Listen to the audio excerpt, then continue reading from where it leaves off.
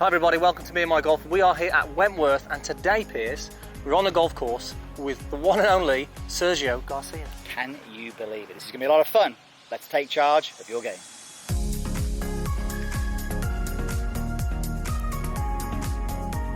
All right, Sergio, you had a good day so far? Yeah.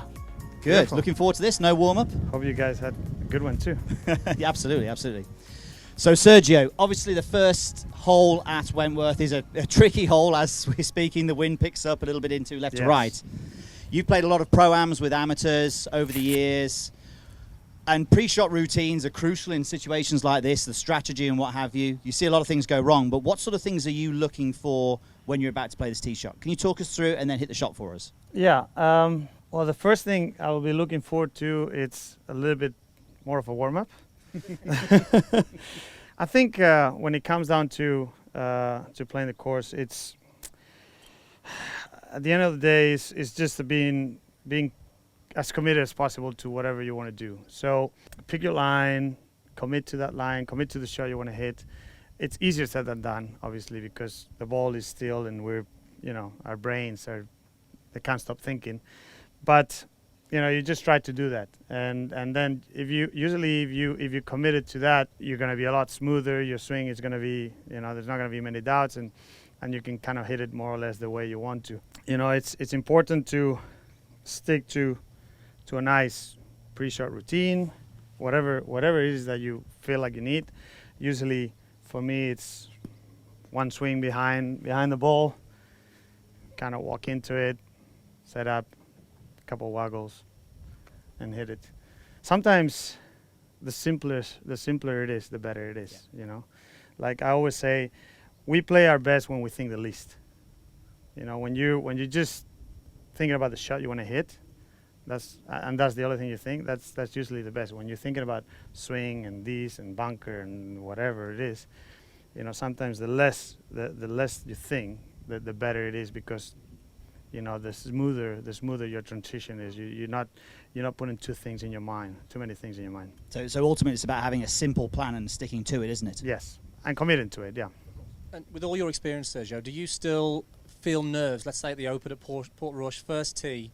Are you going to have nerves on that first tee? For sure. I mean, there's nothing wrong with nerves. A little bit of nerves means that you care, that you want to do well. It also depends on how your game is and stuff. The better you feel about your game, a little bit less nerves you're gonna have, because you're gonna be more confident about it. If you're not playing as well, then you're a bit nervier, a bit more unsure. But a little bit of nerves is normal. It's what we practice for. None of these things are easy. Winning any tournament or a major is never easy, and that's why you get a little bit nervous. So it's totally normal. Okay, perfect. So let's see you hit this shot here then. So we've got 260 yards to the bunker on the right, wind into and off the left. What's the shape for you, or what's the shot you're going to play? I don't know. I'm just going to try to hit it down there. Now, I mean, obviously a little bit of left to right into the wind. So I'll probably just try to start a little bit left of the flag and kind of let it drift with the wind. See if we can do that.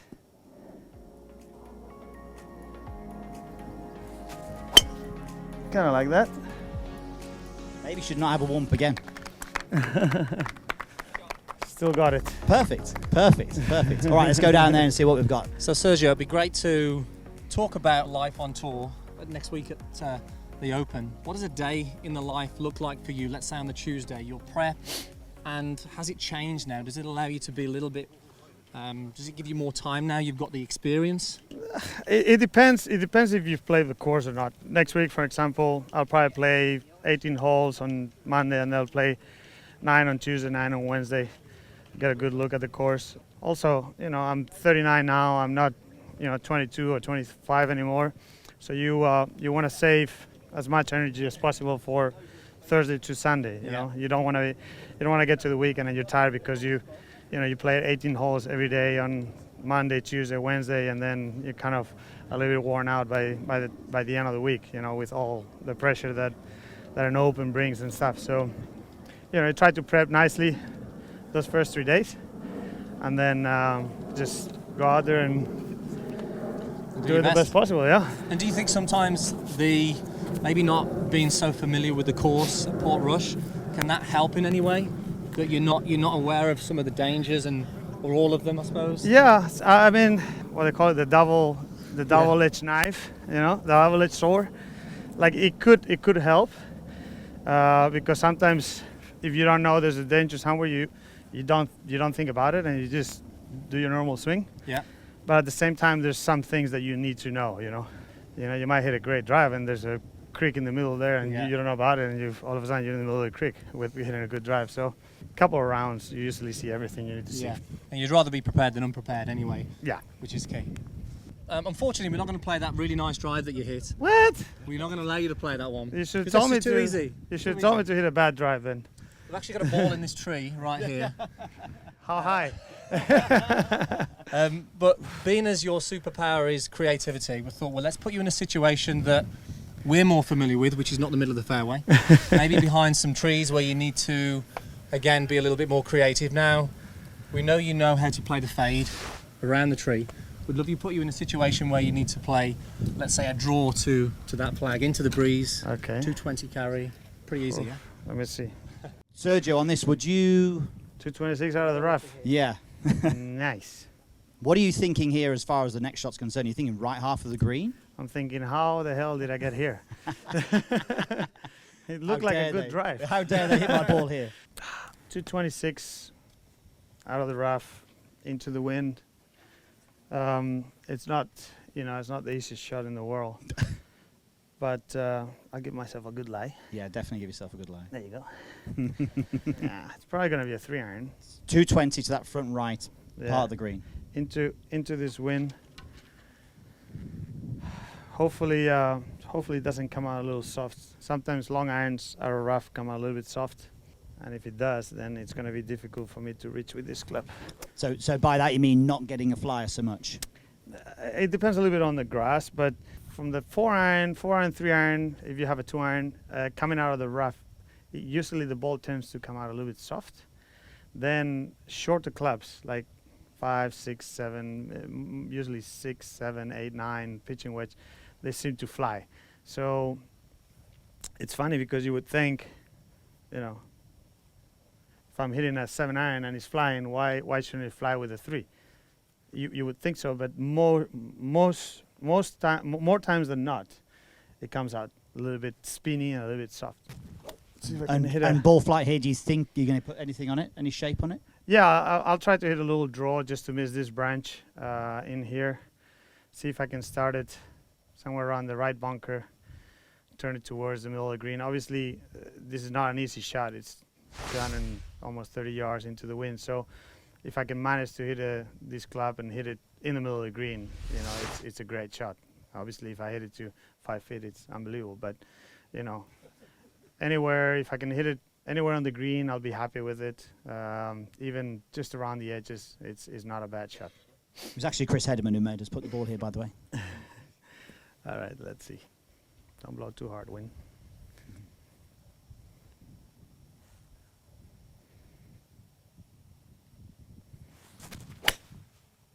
You see, it came out soft. Yeah, a little soft. Might make that front. Go, not edge. even. Nah, not even. Look at that. Okay. That's what you're on about, that soft one, isn't it, when it comes out? But you'd still be relatively happy with that, I would have thought. Yeah, I mean, obviously I would have loved it to come out a little bit better and kind of reach the front and then bounce in. But that's the thing with, you know, long irons out of the rough. Sometimes they come out a little soft, a little spinny like that, and, you know, it goes 15 yards shorter than it should, like from the fairway.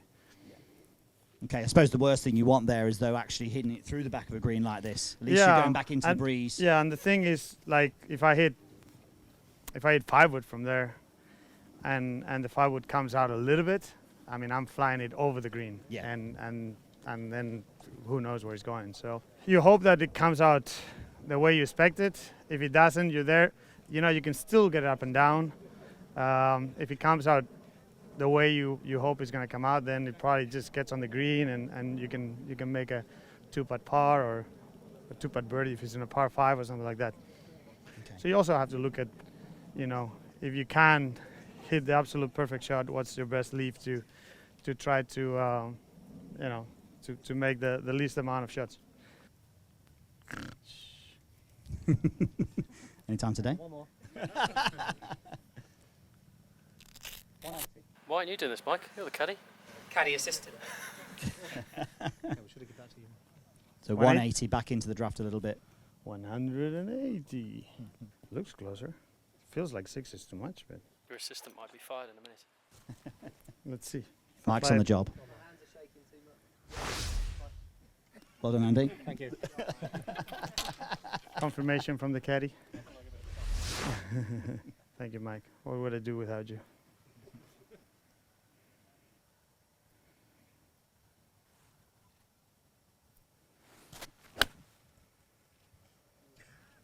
Very nice. Line. Yeah, Thank good you. shot. Very good. Excellent.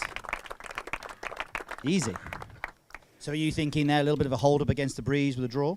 Yeah, that's what I was trying to do. Obviously, the ball was a little bit below my feet, so that's gonna not help me kind of turn it right to left. But that was a nice solid 7-iron there.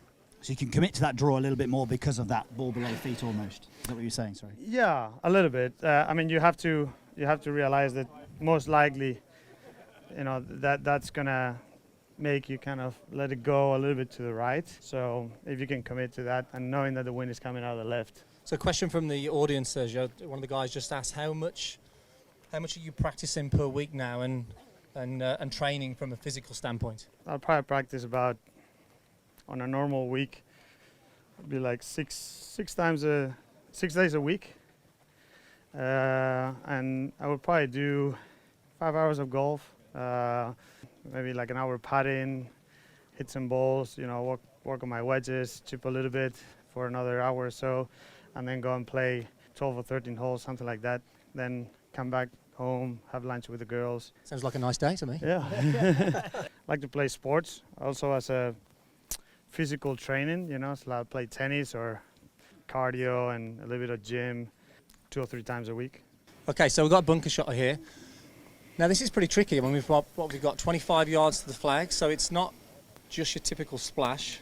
Talk us through how you'd play this one, because I think a lot of the guys here would maybe struggle on these slightly longer shots. The good thing about this one is that the green is kind of helping you. It's a little bit downhill. You don't have to fly it all the way there. One of the most important things is to make sure that you get a good acceleration through the shot. Sometimes you see a lot of amateurs kind of like getting like stopping and then the sand kind of takes over, and then they leave it here, and then the next one they think that they need to hit it cleaner, and then they thin it over the green. So you have to hit sand. That's what you have to do here in the bunkers.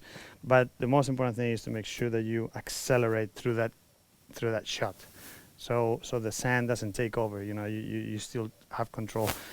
So I like to play. Different guys play differently. I like to play pretty much all of my bunker shots with pretty much a wide open face and quite aggressively.